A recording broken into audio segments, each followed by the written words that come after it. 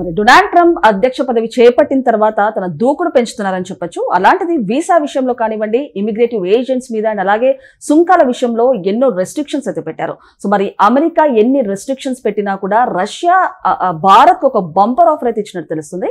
మరి దీని గురించి విశ్లేషించుకోవడానికి మనతో పాటు senior journalist and doctor Durga Vadlamani గారు ఇప్పుడు మనతో ఉన్నారు. నమస్తే మేడం. నమస్తే అండి మేడం, మరి డొనాల్డ్ ట్రంప్ రెండోసారి అధ్యక్ష పదవి చేపట్టిన తర్వాత ఎన్నో ఆంక్షలు అయితే పెడుతున్నారు. అలాంటిది సుంకాల విషయంలో మొన్నటి వరకు 25% నుంచి 50% కి పెంచారని చెప్పొచ్చు. సో ఆయన సుంకాల విషయంలో ఎలాంటి రెస్ట్రిక్షన్స్ పెట్టినా కూడా భారత్ కి అయితే రష్యా ఒక బంపర్ ఆఫర్ ఇచ్చినట్టు తెలుస్తుంది. ఏమంటారు మేడం? అంటే నిన్నటి నుంచే మొదలైంది 25% అనేది సుంకాలు విధించడం అనేది. అవును, నిన్న మొదలైంది. ఇంకో 25% ఈ నెల 27 నుంచి అన్నారండి, 50%. సో మోదీ గారు ట్రంప్ కు వార్నింగ్ ఇచ్చారు, మేము తగ్గేదే లేదు, మీరు ఏమైనా చేసుకోండి, మాకు మా రైతుల ప్రయోజనాలు ముఖ్యం, మా పాల ఉత్పత్తులు మేము కాపాడుకుంటాం, మాకు వ్యవసాయం సంబంధించి వాళ్ళు కూడా చాలా ముఖ్యం, మాకు రైతులు కూడా అని చెప్తున్నారు. అయితే మనం చమురు రష్యా నుంచి దిగుమతి చేసుకుంటున్నాం. ఎందుకు మనం చేసుకుంటున్నాం అంటే మనకి వాళ్ళు తక్కువ ప్రైస్ కి ఇస్తున్నారు. సో దానివల్ల మరి ఎప్పుడు కూడా దేశ ప్రయోజనాలు ముఖ్యం గాని మనకి వేరే దేశ ప్రయోజనాలు ముఖ్యం కాదుగా. అందుకోసం ఇవాళ మోదీ గారు చాలా సరైన నిర్ణయాలు తీసుకుంటున్నారు. సరే, దీని మీద రాహుల్ గాంధీ లాంటి వాళ్ళు మాట్లాడుతున్నారు అనుకోండి, మోదీ గారు బందీ అయిపోయారు ట్రంప్ చేతుల్లో, ట్రంప్ చేతులు కాళ్ళు కట్టేశారు మోదీకి అంటూ మాట్లాడుతున్నారు. సరే, అది పక్కకు పెడితే మనం ఇవాళ అంటే రష్యా నుంచి చమురు మనమే కాదు, చైనా నెంబర్ 1 లో ఉంది, భారతదేశం నెంబర్ 2 లో ఉంది. అందుకే నేను శ్వేత సౌధంలో ఓవెల్ కార్యాలయంలో ఆయన ప్రెస్ మీట్ అయినప్పుడు ఎవరు ట్రంప్ వాళ్ళు అడిగారు, మరి చైనా కూడా దిగుమతి చేసుకుంటోంది కదా, తుర్కియా కూడా చేసుకుంటోంది కదా, మరి మీరెందుకు భారత్కే సుంకాలు పెంచారు? మరో కొద్ది రోజుల్లో ఇంకో 2 దేశాలు కూడా మేము పెంచొచ్చు అని. అందులో చైనా ఉంటుందా అంటే ఉండొచ్చు అంటున్నాడు. అంటే గట్టిగా చెప్పట్ల. అదేవిధంగా మీరు ఏది అడిగినా కూడా ఉండొచ్చు, చెయ్యొచ్చు, చూడొచ్చు అనే ధోరణిలోనే ట్రంప్ మాట్లాడుతున్నారు. చాలా చిత్రంగా ఉంది ట్రంప్ వ్యవహారం చెప్పాలంటే. అంటే భారత్ మీద ఇంత కోపం ఎందుకు ఆయన సడన్ గా? అయితే ఇప్పుడు జనరిక్ మందులు, తర్వాత మసాలాలు, పప్పు దినుసులు, ఈ బట్టలు ఇలాంటివన్నీ ఇప్పుడు దీపావళికి వెళ్తాయి ఎక్కువ.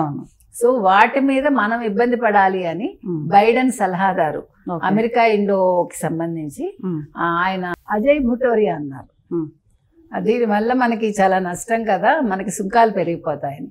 ఎందుకంటే మనకి 50 లక్షల భారతీయులు మన అభివృద్ధిలో పాలు పంచుకుంటున్నారు అనేది ఆయన చెప్తున్న మాట. పెరిగితే పెరగని అన్నట్టుగా ట్రంప్ మాట్లాడుతున్నారు. ఇప్పుడు వాళ్ళకి సుంకాలు పెరుగుతాయిగా. ఇప్పుడు మీరు మా మీద సుంకాలు వేస్తే మేము మీ మీద సుంకాలు రెట్టింపు చేస్తాంగా. ఇప్పుడు జనరిక్ మందులు అనేవి తక్కువ రేటుకి అక్కడ దొరుకుతున్నాయి అక్కడ వాళ్ళకి, ముఖ్యంగా సీనియర్ సిటిజన్స్ కి వాళ్ళకి. మరి చాలా ఇబ్బంది కదండి. అదే విధంగా మీరు ఈ మసాలాలు అవంతా కూడా మన దగ్గర నుంచే వెళ్తాయి కదా ఎక్కువ శాతం. అంటే ఇంకొకటి రత్నాభరణలు కానివ్వండి, లేకపోతే రాగి పాత్రలు, బట్టలు ఇలాంటి వాటి మీద కూడా అంటే అదే చెప్తున్నా. మరి ఇవన్నీ కూడా ఇక్కడి నుంచి ఎక్కువ వెళ్తాయి కాబట్టి వాటి ఉపయోగం ఎక్కువ. ఎస్పెషల్లీ దీపావళి వస్తే ఎక్కువ వాడతారు కదా బట్టలు ఇలాంటివన్నీ. అంటే వీటి మీద మరి పెరగటం వల్ల అక్కడ వాళ్ళకు కూడా నష్టమే కదా. అంటే ఒక కోపంతో చేస్తున్న పనిలాగా కనిపిస్తోంది. ఏదైనా ఈ కోపం తగ్గచ్చు, మళ్ళా రేట్లు తగ్గచ్చు అనేది మనకు అర్థమవుతున్న విషయం. అంటే తుర్కియా గురించి అడిగినా లేదు చైనా గురించి అడిగినా ఆయన డైరెక్ట్ గా సమాధానం చెప్పట్లేదు ట్రంప్. కానీ మోదీ గారు మాత్రం చాలా ఖచ్చితంగా ఉన్నారు, మాకు భారతదేశ ప్రయోజనాలే ముఖ్యం, మీరు ఏం చేస్తే చేసుకోండి, మేము కూడా అదే విధంగా ఉంటామని ఆయన ధీటుగా చెప్పడం జరుగుతోంది. కానీ ఇది ఎంతవరకు వెళ్తుంది, ఏమైతుంది అనేది చూడాలి. అంటే ఇప్పుడు ఈ రేట్లు పెరగటం వల్ల ఇప్పుడు ఎంతవరకు కేంద్రం మాత్రం భరిస్తుంది? ఇప్పుడు పాల ఉత్పత్తుల మీద కావచ్చు, లేకపోతే రైతులకు సంబంధించి కావచ్చు, ఏదైనా కూడా పెరిగిన రేట్లు, తోలు ఉత్పత్తుల మీద ఎంతవరకు దాన్ని ఎవరు కేంద్రం భరించగలరు? మరి ఏమవుతుంది ఏంటి అనేది మనం వేచి చూడాలండి. ఏది ఏమైనా మోదీ గారు అయితే ధైర్యంగానే ఉన్నారు. ఆయన చైనా పర్యటన కూడా వెళ్ళబోతున్నారు, మళ్ళా తర్వాత జపాన్ కూడా వెళ్తారని తెలుస్తోంది. సో ఈ నేపథ్యంలో మరి ట్రంప్ తీసుకునే నిర్ణయాలు ఎలా ఉంటాయి అంటే, భారత్ ఆర్థికంగా పుంజుకుంటోంది కాబట్టి ఆయన దృష్టి భారత్ మీద పడిందా? ఇప్పుడు చైనా కూడా మరి అన్ని వాడుతుంది కదా, అన్ని ఉత్పత్తులు వాళ్ళు దిగుమతి చేసుకుంటారు, ఎగుమతులు చేసుకుంటారు. చైనా కూడా తక్కువదేం కాదు కదా. అయితే మన ఈ చమురు దిగుమతి చేసుకోవడంలో మనం చైనాకి దగ్గరగా వచ్చేస్తున్నాం అంటున్నాడు ట్రంప్. సో అది ఆయన భరించలేకపోతున్నాడు. ఇప్పుడు చమురు మనకి చాలా అవసరం కదండి, అయితే మనం కదలగలమా? సో ఏది ఏమైనా ఇవాళ పరిస్థితి అయితే ఇట్లా ఉంది, మరి ఏం జరుగుతుందో చూడాలి. మరి ఇంకొకటి మేడం, అంటే ఏకంగా వీసాస్ మీద ఇమిగ్రేటివ్ ఏజెంట్స్ మీద ప్రతాపం చూపిస్తున్నారు. ఒక్క యూనివర్సిటీ క్లాస్ అటెండ్ అవ్వకపోతే వీసాస్ క్యాన్సిల్ చేస్తామని ఇలాంటి చంచలాత్మక డిసిషన్స్ తీసుకుంటున్నారు. అంటే ఒక అధ్యక్ష పదవిలో ఉంటే ఒక మంచి స్టెబిలిటీ ఉండాలి, ఒక మంచి మైండ్ సెట్ ఉండాలి. కాకపోతే ఒక సాకులతోటి సుంకాలు పెంచడం లేకపోతే ఇలాంటి డెసిషన్ తీసుకోవడం ఎంతవరకు కరెక్ట్ అంటారు? ఏంటి అసలు ఇప్పుడు ఇది నీ ప్లేసు, ఇది నా ప్లేసు, కరెక్టే, అమెరికన్స్దే కాదని ఎవడో అంటలే. కానీ రకరకాల మనుషులు వచ్చి బతుకుతారు కదా. ఇప్పుడు హైదరాబాద్ తీసుకోండి, మన ఫిలిం ఛాంబర్ మీద ఒకళ్ళు దాడి చేశారు. ఒక జర్నలిస్ట్, సీనియర్ జర్నలిస్టు, తర్వాత కొంతమంది వెళ్ళి ఇక్కడ ఎవడరా మీరందరూ ఇక్కడ ఎందుకున్నారా, ఆంధ్ర వాళ్ళు పొండిరా, ఏంటది? ఇక్కడేడి తెలంగాణ వాడేడి, ఏంటది? అంటే అహంకారం ఏంటి? ఇది అందరికీ చెందిందండి. ఇప్పుడు అందరూ వచ్చి ఇక్కడ బతుకుతారు. భారతదేశంలో ఎవరు ఎక్కడైనా ఉంటారు, ఉండొచ్చు. ఇది నాది, మీరెవరు రావడానికంటే నీకు తెలివి ఉంటే నువ్వు బతుకు, నీకు సేవ ఉంటే నువ్వు కూడా ఒక వ్యాపారం చేసుకో. ఎవడో వచ్చి వ్యాపారం చేస్తే నువ్వు దెబ్బలాడతానంటే దానికి ఎవరు బాధ్యులు? ఇప్పుడు ఇది ఒకప్పుడు ఇక్కడ క్యాపిటల్ గా ఉంది, అందుకోసం ప్రజలు ఇక్కడికి వచ్చారు, ఇక్కడ స్థిరపడ్డారు. స్థిరపడ్డ వాళ్ళు వెనక్కి వెళ్ళిపోమంటే ఎందుకు వెళ్ళిపోతారు? ఎందుకు వెళ్ళిపోవాలి? మీరు కూడా భాగస్వామ్యులు అవ్వండి, మీరు కూడా చెయ్యండి, మీరు కూడా ఏదైనా చెయ్యండి, మిమ్మల్ని మీరు ప్రూవ్ చేసుకోండి. అంతేగాని వాడెవడో వచ్చి బిజినెస్ చేస్తున్నాడు తప్పు అంటే ఎట్లా? అలాగా ఇప్పుడు ట్రంప్ ఉద్దేశం కూడా అలాగే కనిపిస్తోంది. అంటే తెలంగాణ వాళ్ళు ఎలా ఉన్నారో ట్రంప్ కూడా అలాగే ఉన్నాడా? మా అమెరికాలో మా అమెరికన్సే ఉండాలి, అమెరికా ఫస్ట్.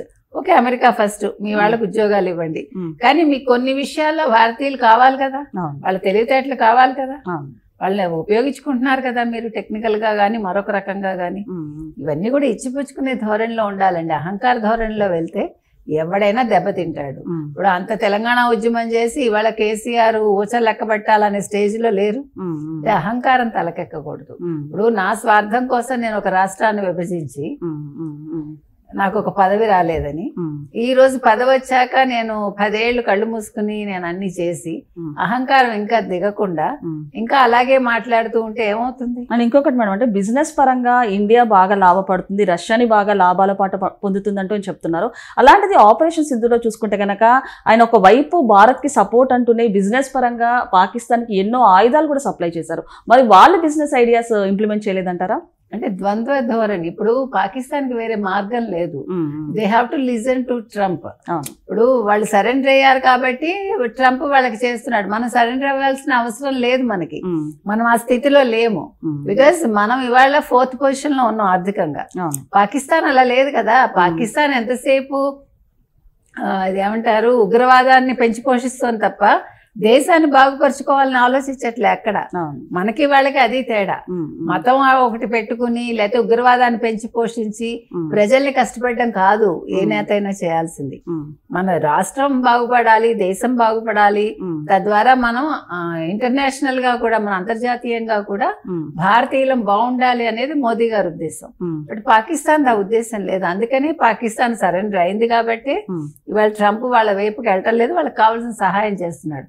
మనం ధైర్యంగా నిల్చున్నాం కాబట్టి ఆయన కోపంగా ఉన్నాం. Okay madam, thank you.